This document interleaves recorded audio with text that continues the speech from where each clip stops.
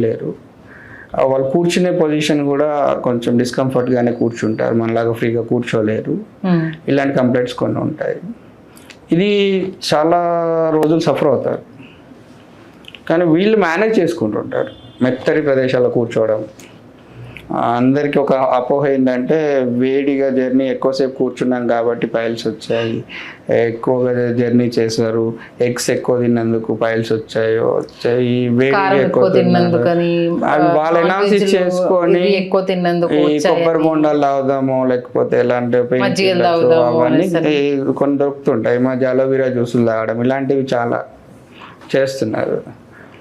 ఎప్పుడైతే ఫస్ట్ స్టేజ్ని ఏదైతే నెగ్లెక్ట్ చేస్తారో it's leads to second, third, fourth stage. Okay. ఇంకా చాలా బాధపడే విషయం ఏంటి అంటే థర్డ్ స్టేజ్లో వచ్చే పేషెంట్ కూడా ఆ స్టేజ్ రాగానే కూడా రాడు డాక్టర్ దగ్గరికి.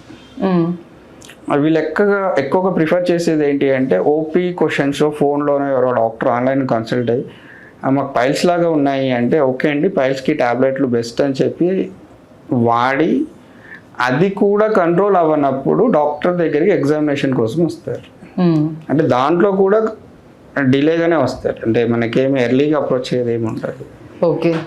సో దీనివల్ల కూడా ఏంటి పైల్స్ ఇంకా కాంప్లికేట్ అవ్వడానికి ఛాన్సెస్ ఉంది. డాక్టర్